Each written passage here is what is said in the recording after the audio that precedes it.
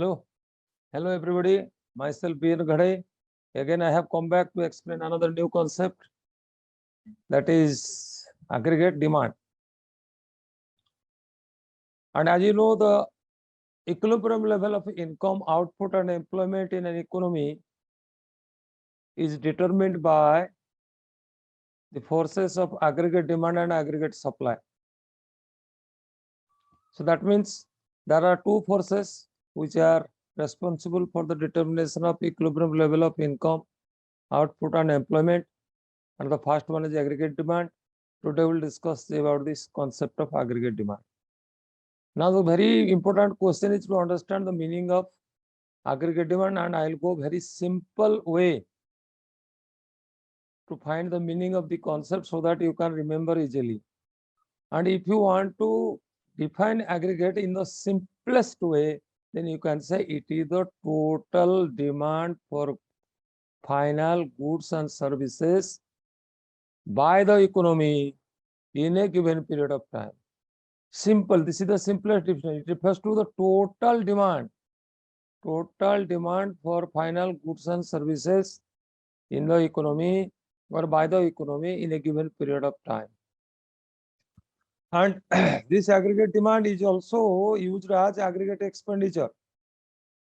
It is also defined as the amount that the economy or all the sectors of the economy, they are willing to spend on purchase of goods and services in a given period of time.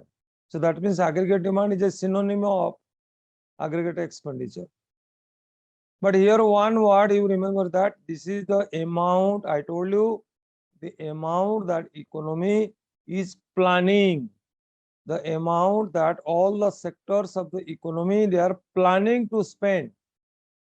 So that means here the concept of aggregate demand is ex ante demand, because there are two concepts. One is ex ante, another is ex post. Ex ante means that is the planned demand, that is the amount which all the sectors of the economy, they are planning to spend on purchase of goods and services. So it is planned expenditure. So aggregate demand refers to the planned expenditure, that is the amount which the economy has planned to spend, intends to spend on purchase of goods and services.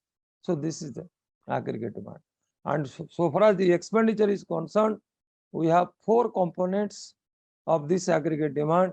One is consumption expenditure, household consumption expenditure, then investment expenditure, then government expenditure, and the fourth one is net export.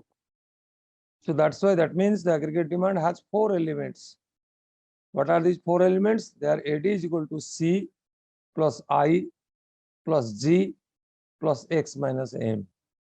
C is household consumption expenditure, I is investment expenditure, G is government purchase of goods and services or government expenditure, and X minus M is export minus import, that is net export. So these are the four components of aggregate demand.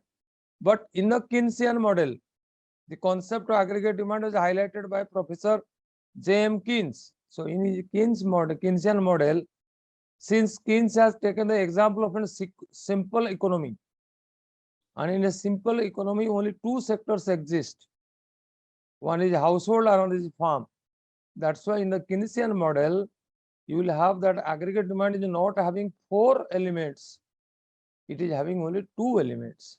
So in the Keynesian model, the aggregate demand is C plus I, means consumption demand plus investment demand, or consumption expenditure plus investment expenditure.